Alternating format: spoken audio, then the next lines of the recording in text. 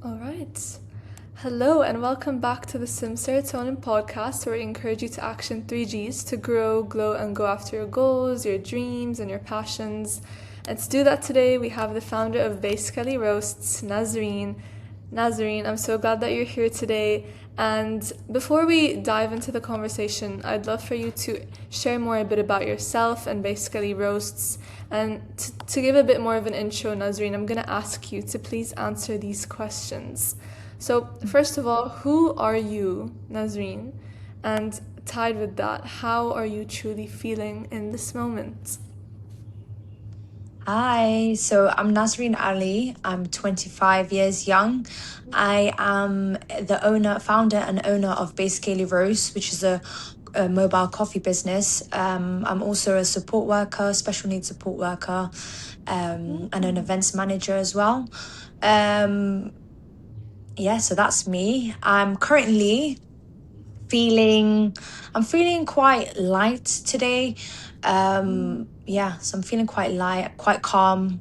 And despite being inundated, I have a lot of things to do. My list is very long, but I'm still feeling light today. I love that you use the word light, and it's so cool to see everything you're up to. And happy, by the way, for everyone listening. It's basically Roast's 1 year anniversary or birthday, so Oh, congratulations, thank Nasreen. you.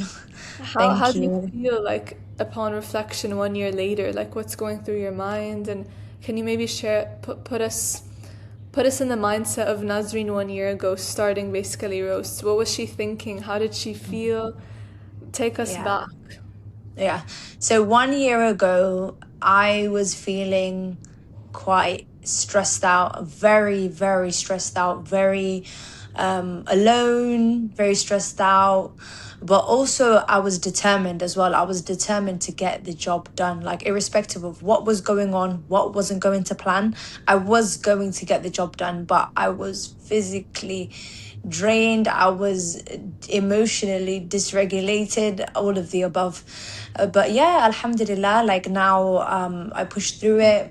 We pushed through it, like the people that have come along the way to help, family and friends. I no longer feel alone. I no longer feel that stressed, and I kind of know the root causes of what is causing the stresses, and yeah, and just like learning myself as I go along with it. Yeah, so I was saying the other day that it feels like a self-development journey as much as it is like a business, and it is about profits and all the things like that. It's actually pushing me to become somebody that I should be, somebody that I've always wanted to be, but I've never had to, take that leap. But now having the business, like doing things on the spot and learning how to communicate on the spot is something that I haven't got a choice. I have to do it, It's not something that I can push at the back of my mind and say I'll deal with it later anymore, you know. Yeah. Yeah, I love that's so when you put it into perspective like that, it's like a business, and starting a business is a self-development journey in itself. It's like your own Hmm. baby, and like you're learning and teaching through it, right? So Definitely. you've come far, obviously, and I'm curious to hear what inspired you to start basically Roast in the first place. Like where's the root? What's the foundation? And what does basically Roast mean to you, Nazreen? Like what's the name? Where did it come from? Oh, so there's an amalgamations of reasons of why I wanted to do the brand. As a lover of coffee myself, I always wanted to do something got to do with coffee. Like having a coffee shop was always like a dream for me. So I worked in a way that is personalized to myself when I broke it down. So obviously owning a coffee shop is really expensive. There's a lot that goes into a brick and mortar, and coming from someone that doesn't have a lot of social capital or capital for that matter, I had to break it down what is realistic to myself. And so obviously tick that off the list. Brick and mortar is not on the chart. Well, at the time it was not on the list, it was not on the cards for me at that moment. And then I came across a coffee van in Camden Market, and there's also another one. It's like a tuk-tuk vibe. Yeah, they also have like a espresso machine incorporated in the tuk-tuk, which I found really cool. So I and yeah, and I then I was on that one, and I was like, And then I look at the price of that and it's just ridiculous. It's like 30 odd grand starting. And it's like, oh, yeah, this is going to be. So I took that off the list and I tried to work where I could. I'm like, what else can I do? And I thought the idea of a bike, I thought that was quite cool. And I know in Malaysia, that's quite a common thing, like to have like a coffee business on a trike. That's what it's called. Yeah, a trike. So yeah, and I was really into the different coffee cultures around the world because obviously I'm from the UK. I live in Leicester. I'm familiar with London, and we were always exposed to the big chains, Starbucks, things like that. And but yeah, it was good to see like independent businesses and independent brands all over the world, like Malaysia, Indonesia, Ethiopia, even Tanzania for that matter, where we have roots too. Like growing up, I have my roots are Somalia and Tanzania, as well as Britain, of course. So we grew up speaking Swahili, we speak English, we speak Somali, and Oh, wow. there's a lot of fusion going on there. And yeah, so I'd say the brand. So that's where the idea of the trike came from, is working with what I have in the moment. That's what I could afford. So Baiskeli means bike in Swahili, but I later found out that it also means bike in Arabic as well as Somali. They just say it in a different way. I think Somali is Baiskeli, and then Arabic is similar to that. So yeah, so I worked with what I could. I got a trike, and then I just took it from there really. And then roast is just the production of coffee. Roasted coffee is yeah, so it's part of the production. So yeah, I liked the sound of it. It was going to be many other things, Baiskeli blends, Baiskeli this, but the Baiskeli roast stuck with me. Yeah. Yeah, I really like the way that you combine the languages and the meaning of bike and bicycle, and what you said about like, okay, you don't have social capital, work with what you have. You didn't use it as an excuse to stop.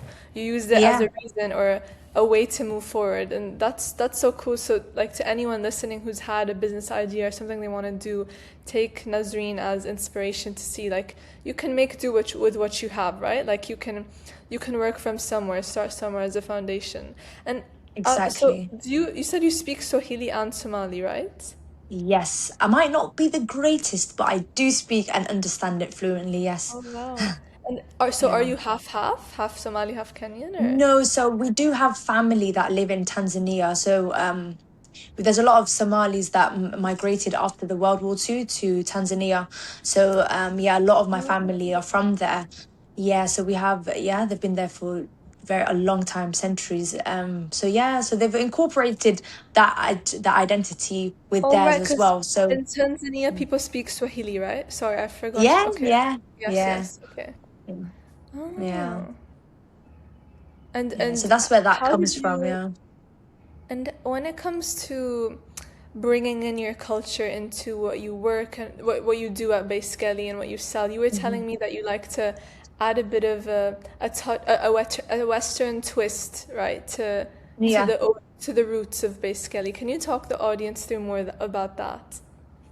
Yeah, so like the brand is rooted in cultural identity, diaspora identity.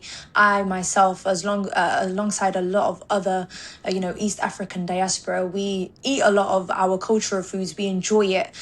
So what I like to do is like do a twist on it, like a westernized twist, whether that is with the drinks, like having a Masai latte, for example, is one of our signature drinks, and you can have it with a matcha, you can have it with a coffee, and it's ultimately mixed spices with a particular syrup that gives you that sweet taste to it. But it's ultimately what we're trying to create is a home away from home. It's that whilst we're not at home, we can have a taste of it. So I try to reflect that through the menu. That's with the chai, that's with the drinks, and that's with now the foods, which we are doing now. A year into it, we're finally getting into the food and the desserts, and yeah, adding our twists on our signature desserts. And so when it let take let's go back in time. Let's take a time machine back now, a year ago today, when you were first starting Baiskeli, and Mhm.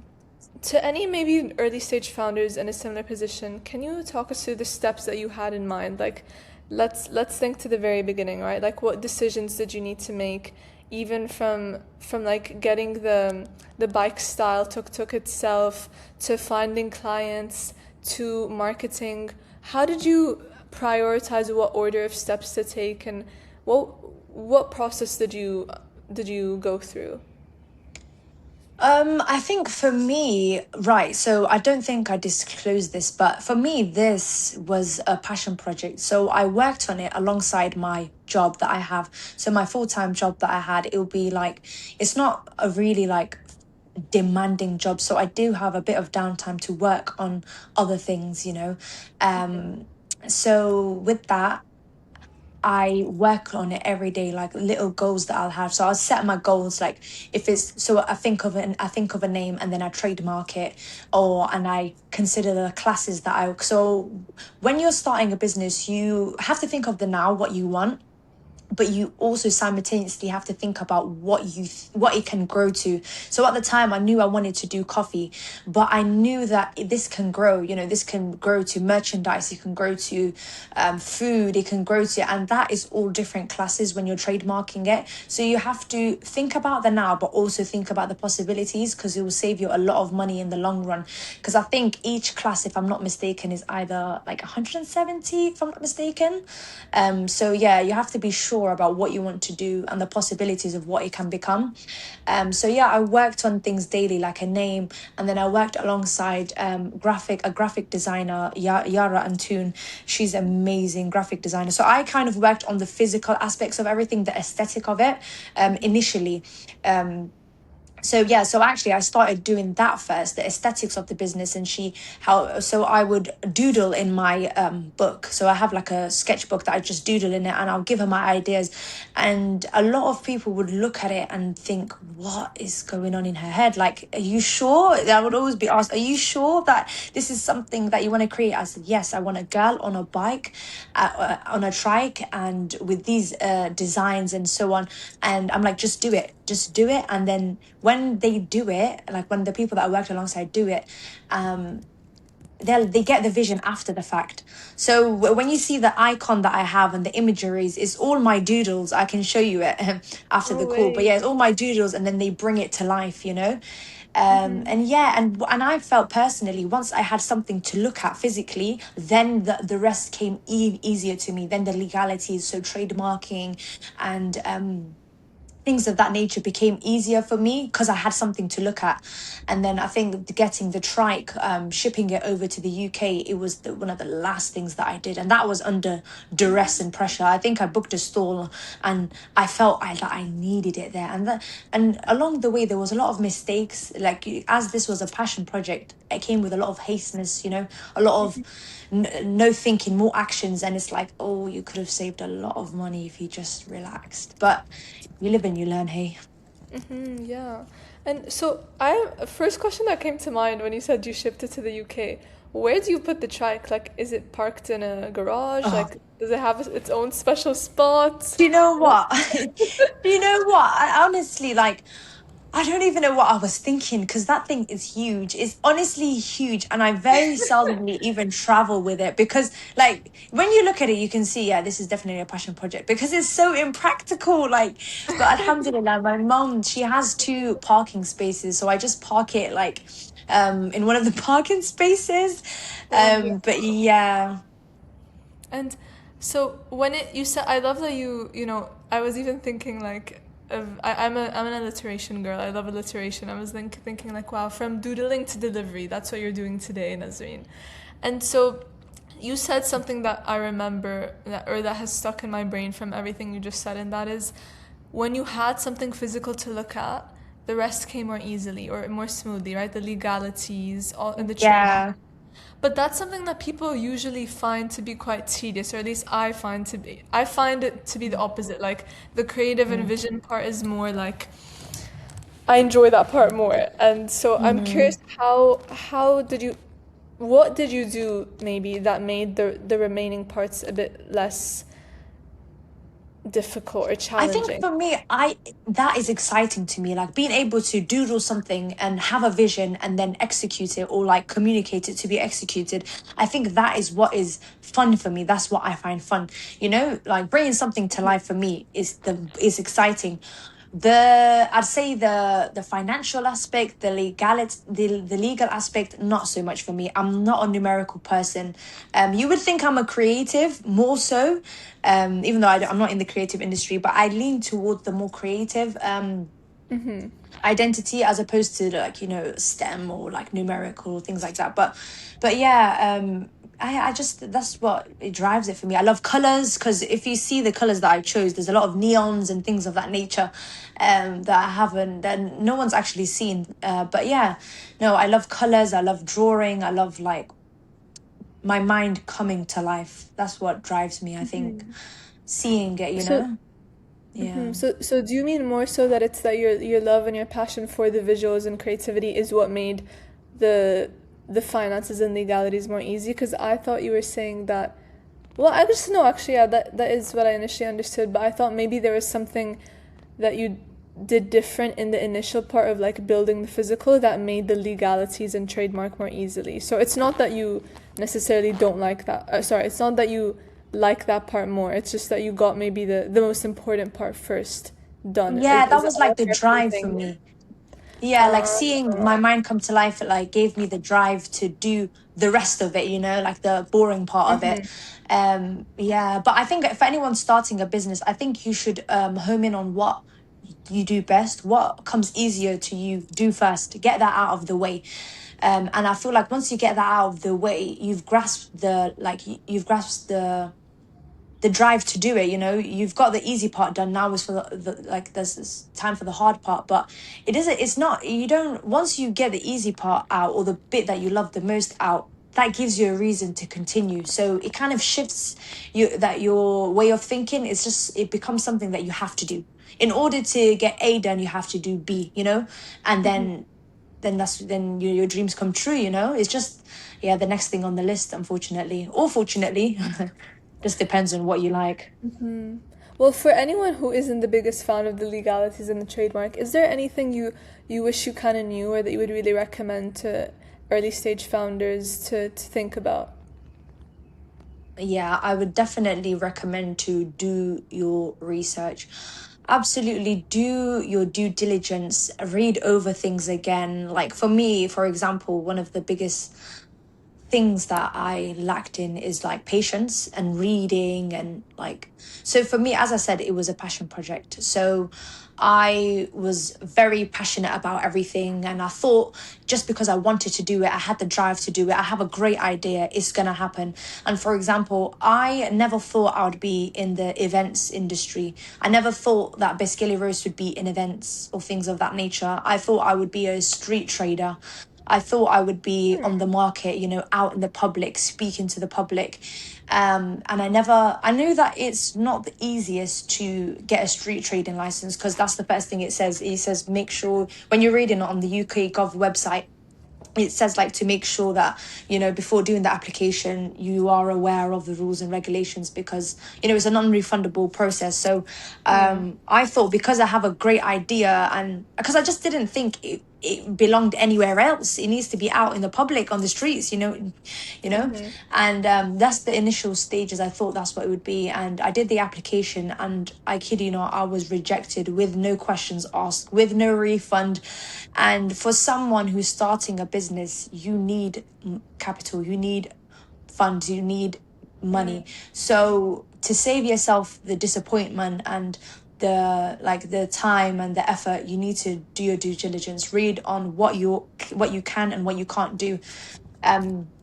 So when I was declined from being a street trader, which I found very odd, because I was told that it's not a good enough reason to be. You have to have a really good reason to be on the roads, basically. And I'm like, there's literally kebab shops on two corners where I live right now. Like, not kebab shops, sorry, kebab vans.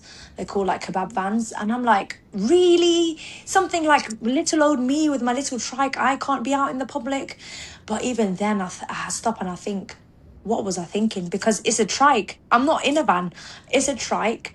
And I'm in the UK. The weather isn't always the greatest. Granted, when I started off, the weather was living la vida loca. It was sunny, but that's not the UK for you. You know what I mean? Like, you're working with machinery. Like, it rains.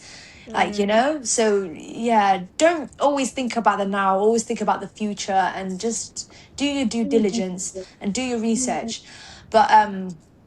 But yeah, that's how I had to re-strategize and pivot into events. So I then looked at, what can I do then? If I can't be a street trader, street vendor, market vendor, what can I be? What can I do? And then I booked my first event, which was my first ever event. But yeah, no, I was really disheartened from the rejection. But then once I did my first event, I was like, oh, this is exhilarating. This is enclosed. This is great, because you're still dealing with people, and you're dealing. I feel like you have the ability to like create experiences. You can, I don't know, you can just do a lot more indoors anyway. So yeah, and then that's that. And then we became events and booking for hire and things like that. Oh, and when you're working with events, do you typically reach out to people, or what have you found to be the most successful way of getting clients and any requests? Is it word of mouth after one event and someone tells the next person, etc.? Would you say there's still more outbound than inbound, or has it become more inbound? How does client acquisition work for you? Yeah, so it's definitely through word of mouth and exposure. Like the more you do, the more you're exposed to more people, more so yeah, I think it's definitely, there's exposure, like putting yourself out there, actually booking stalls to be viable, to be available, like to promote yourself as well. Because how I do it is I use the market pop-ups for promotion as a promotional aspect, and then through events it's like word of mouth from there. People can like say, oh yeah, this person does this service, etc. So yeah, but I think it's mainly through word of mouth and like the stall events. Yeah. And what was your first event ever? Oh, so yeah, my first ever event was the Kitu Bombas event. It's an organization that is, yes, East African organization that does like parties and like promotes inclusion and for women. So it's like a women's only event, I believe. A women's only organization as well. They also have a charity, and they're doing amazing work in Zanzibar. So Lovely. yeah, they're amazing, and it's aligned with my brand identity as well, which is why I wanted to do it. Um, Exactly. the first ever event wasn't the greatest, I'll be honest. It was definitely a learning experience, but I absolutely am forever grateful for it. What did you learn from it? Oh, what didn't I learn from it? I hmm, there was a lot to learn from, like, so for example, like what the market want. For me, I love hot coffee. I don't even drink iced coffee, only for the events and stores. You'll see me doing that. I don't. I My love is hot. Yeah, love hot coffee. So I'm of the opinion. I thought that people drink hot coffee, like normal coffee drinkers, but no, they want iced coffees. So I learned that as because my espresso machine that I brought on the day, that didn't work.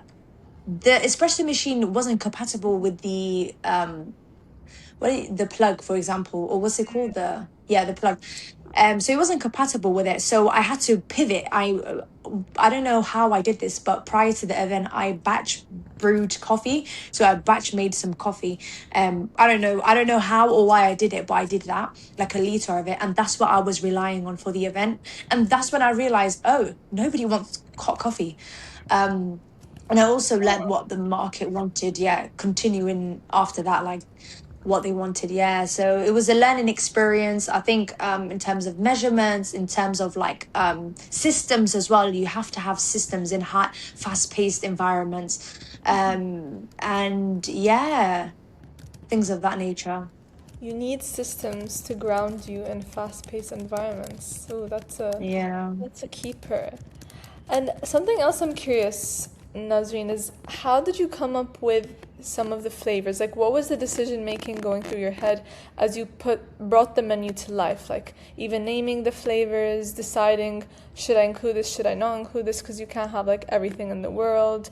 Also, the costs of different ingredients that you need to make the flavors or the types of drinks. Talk us through that, please. So with the flavors, I did with the in the initial stages with the events, I would ask people, I ask the customers or like people closest to me, like, what do you like? What is your preference? And I kind of went from that, like Italian, what the majority ruled.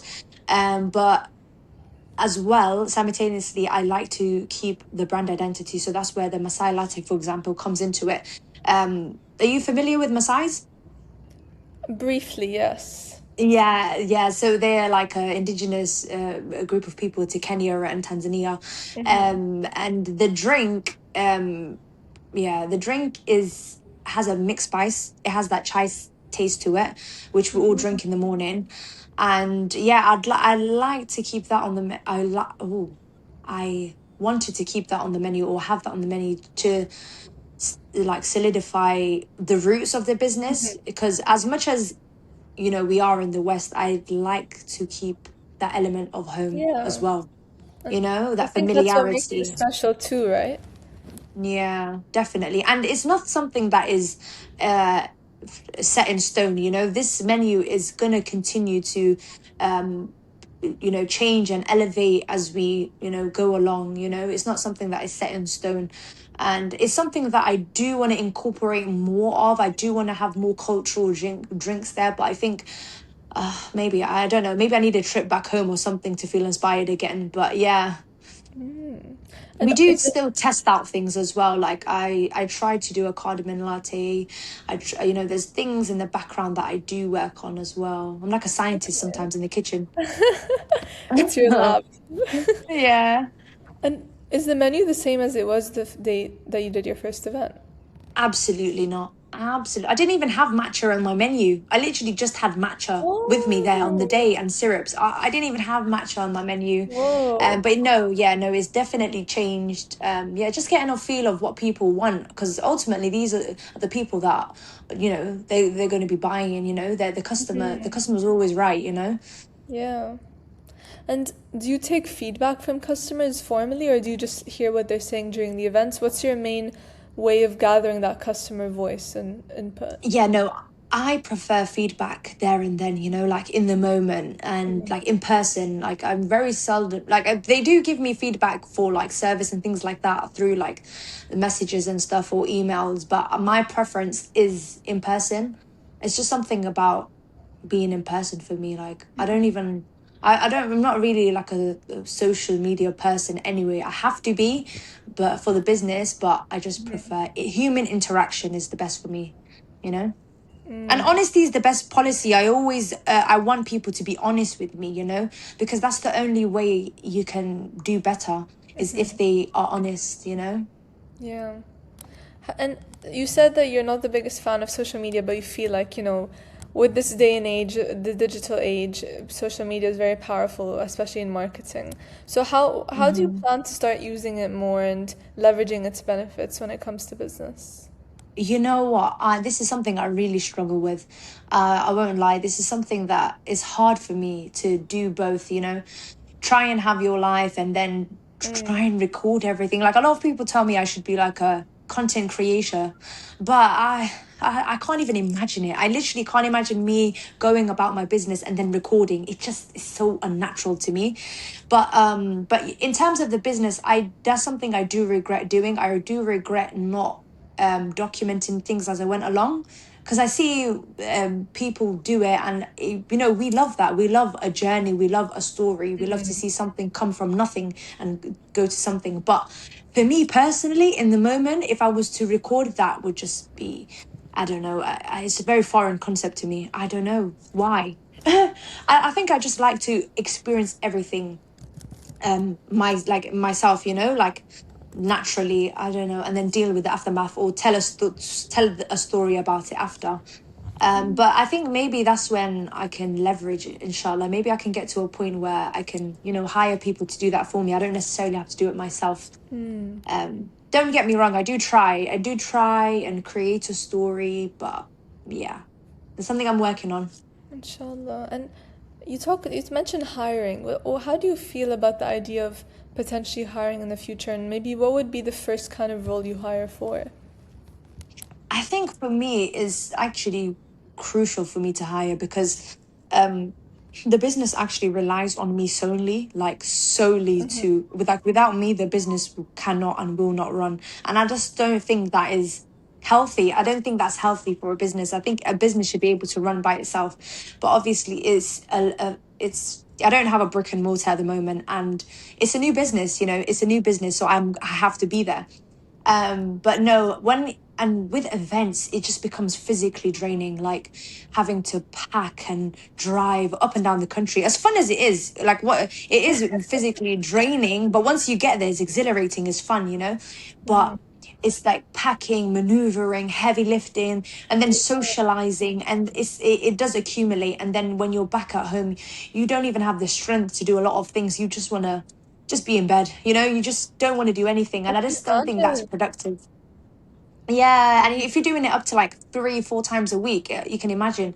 And don't get me wrong, I do get help, like with my family and friends, they help when they can, but ultimately, I am the backbone of the business, and it gets tiring. And some in the beginning, I didn't realize how tiring it would be. I literally took a month out. I think it was October, my birthday month. I realized, oh no, I have to sit down, otherwise I'm gonna be finished. I had to sit Yeah. down, and that's when, to be honest, sitting down is not a problem, because that's when you work on alignment. Because I think initially I'd just take any stall that wanted me, like just book anything. But now I'm aligning myself more with the values of the business, like anything charity related, anything, East African related, anything like empowering, things of that nature, we're there. It's not just saying yes to everything. And that's how you kind of you're rejuvenated, because you're doing something that you actually want. What made you realize this? Like, how did you said when you sat down and started aligning, what made you think, like, oh, like, I need to actually rethink what I'm doing and reflect a bit more? I think it was feeling drained. I think it was genuinely feeling drained, feeling inundated, like it's too much. Because at the same time, while I have a business, I'm working a full time, even above full time job sometimes.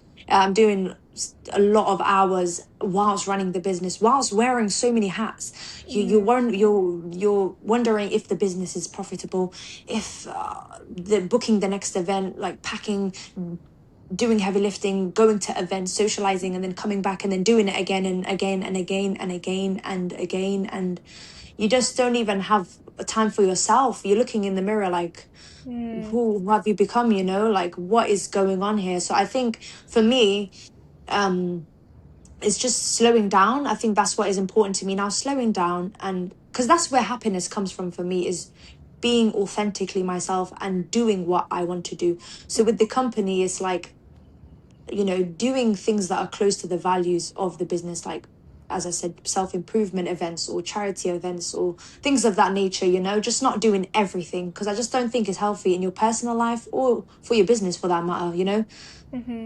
Yeah, it is important to like take a step back, and I think all founders can relate to that. I myself feel like, oh my God, I need to just stop for a second sometimes. But when you got to the stage of like, okay, I'm focusing on events that are in alignment with like empowerment, East Africa, and what was the last one that you said? Charity Yeah. events. Yeah. How did you realize or come to terms with those three being your, maybe let's call them pillars, or I the think values you want to work around?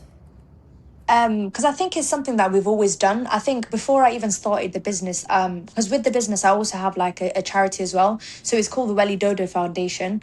So it was inspired by both my parents. So it's just parts of their names joined into one, and then I create a foundation. So we've No always done way! charity work. Yeah, we've Can you tell always. us more about it? Oh yeah, so initially we had the Welly Dodo Foundation, and we started off doing a lot of like charity work in Tanzania.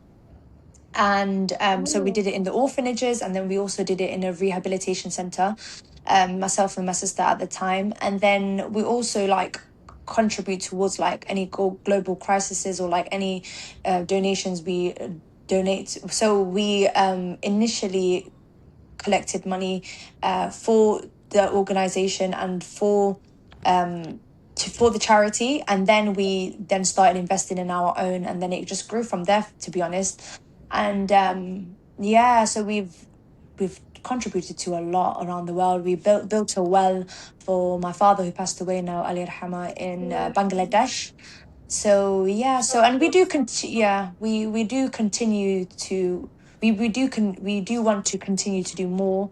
Now that we have the business, we've aligned it with the business, and that's what we did with the business initially. So like, even like if anybody books with the business, 10% of any booking goes towards the charity, or goes towards any charity charitable events going on. Yeah, so we donate to that 10% of every like booking.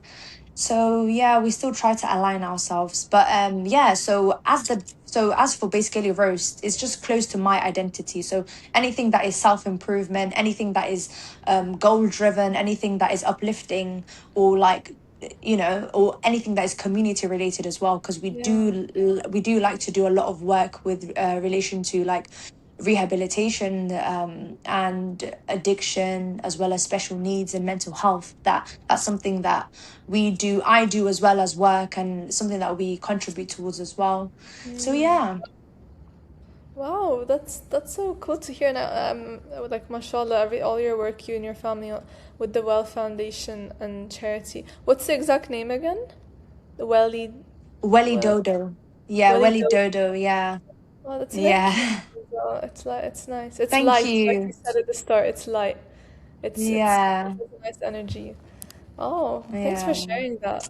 Thank you. Um, Nazreen, No something worries. that you mentioned earlier was that you you feel you kind of wish you that documented a bit of the journey in building Baiskeli Roasts, right? Like showing it come to life, the challenges, the realizing that the tuk-tuk is a bit impractical, the trike is not always the most practical, the goods, Yeah. the highs, the lows, all of that, right?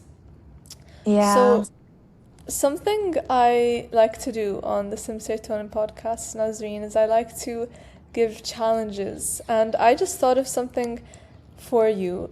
Am I okay to share it with you? Okay. Yes, feel free. I was thinking, because you yourself, you are an epitome of, okay, something goes wrong, we pivot, we re strategize, we find a way to make it work, right? Yeah, So yeah. I think it would be so cool if you just like, okay, it's happened, you've been through the experiences, but maybe like I'm learning so much from you right now, and I'm sure the audience listening is too. What if you Mhm. started sharing a bit more about these lessons, sharing more about the journeys that already happened? Sure, maybe you didn't take videos at the time, but who's to say Mhm. you can't share some of those lessons now, with the world, Mhm. so to Mhm. inspire and for people to learn. And Mhm. it can be however you like, right? Whether it's like a sit down, whether it's like an audio style podcast like this, whether Mhm. it's writing, like if maybe, I don't know, Substack or like a LinkedIn style post. I think you Mhm. have this special charm of like sharing honest, like you said, honesty is the best policy, honest experiences and gems and charms of lessons that come out of them, which many people could benefit from. But not only that, like you can also continue to document your journey, right? It's only been a year. Like the the the world is your oyster. Who's to know what's next for you in Baiskeli Roasts?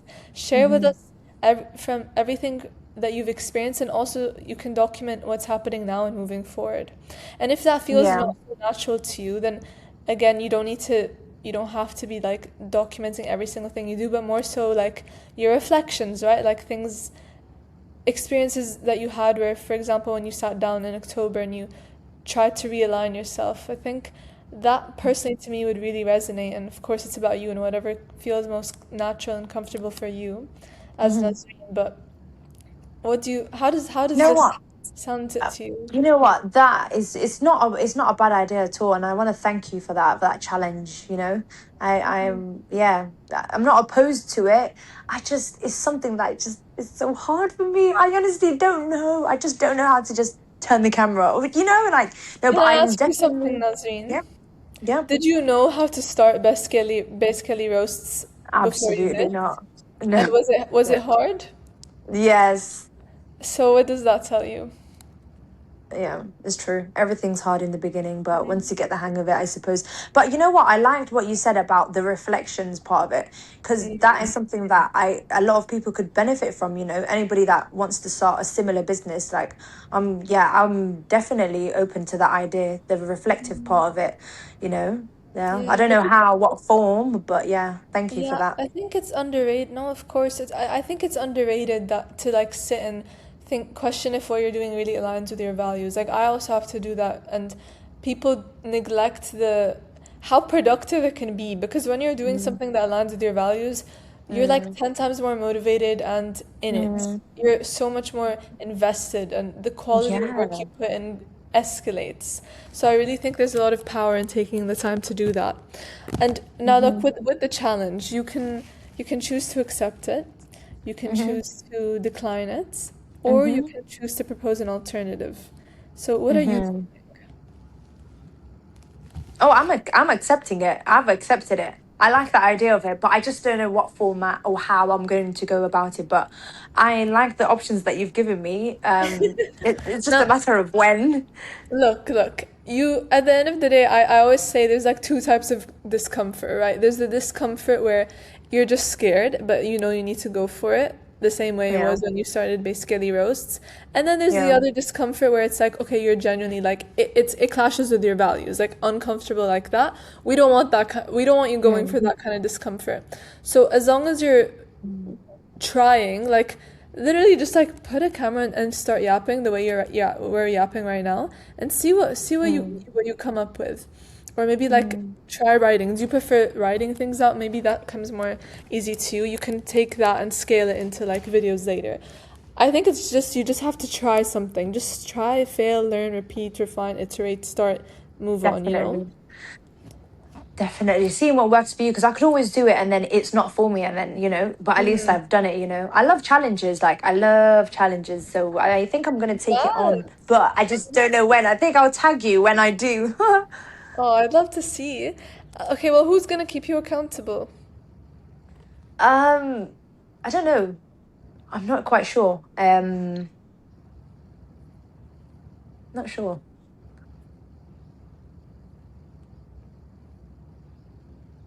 Suggest someone. It can be yourself.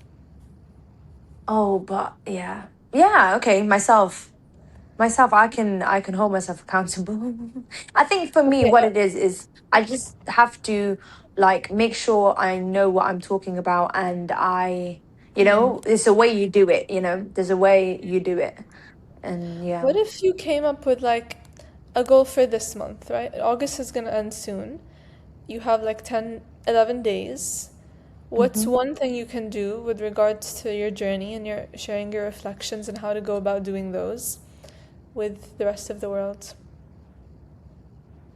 Sorry, what was that again? What's one thing you can do before September with Hmm. regards to this Hmm. challenge? Oh, what's one thing I can do? Yeah, keep it simple, just so you have a starting point. Let me think.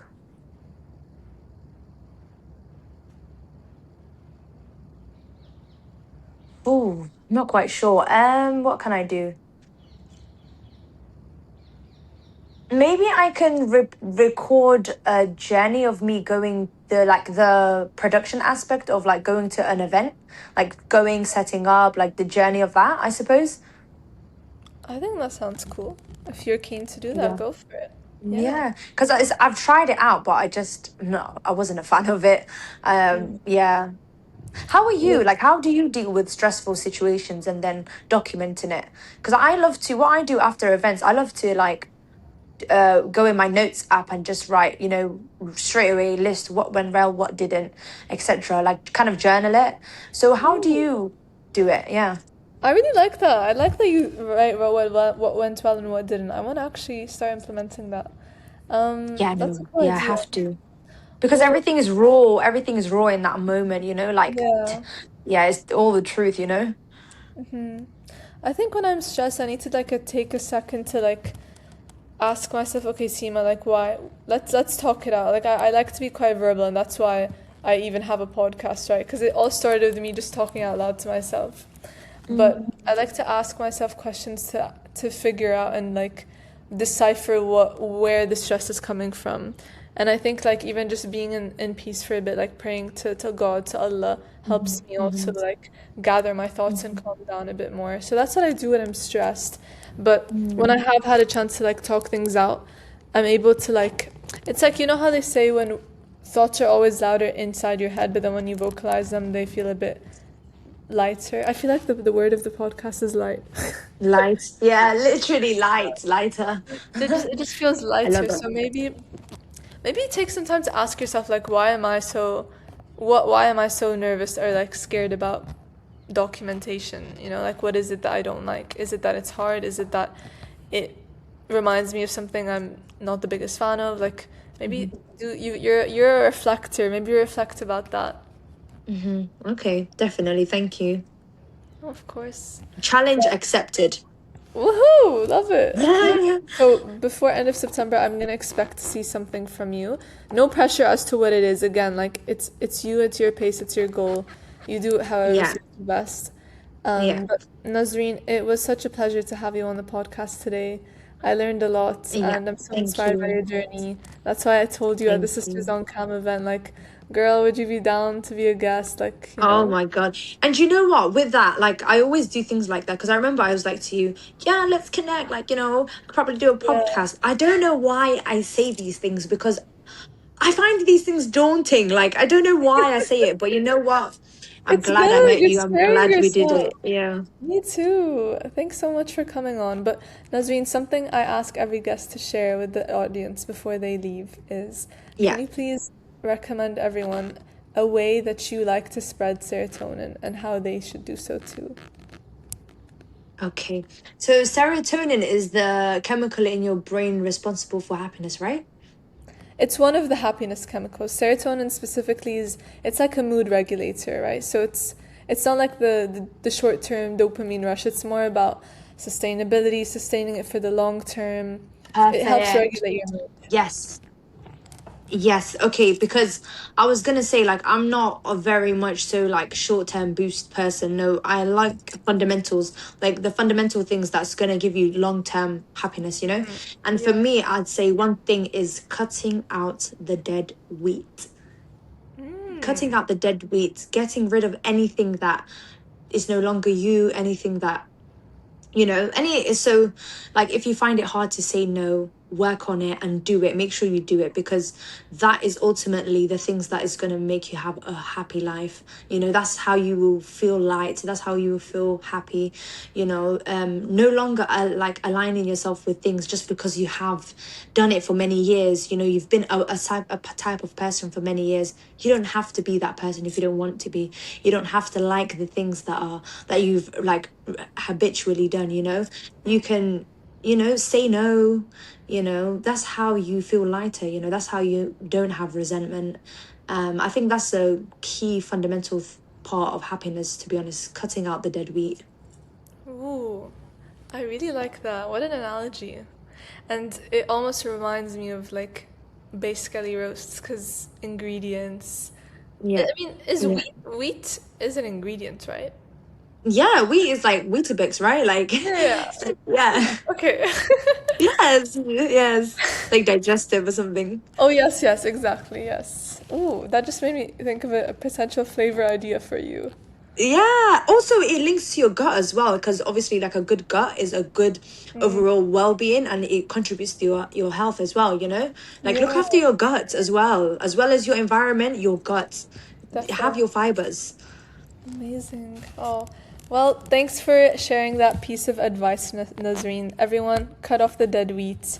And Yes, exactly. thank you so much for spreading serotonin with us today on the Sim Serotonin podcast. It was a pleasure to have you. Thank you. We Thank you for hope, having me. of course, and to the audience, we hope this gave you some serotonin for your day, wherever you are, whatever you're doing. You've got this, and we'll see you next time. Take care, everyone. Thank Bye. you.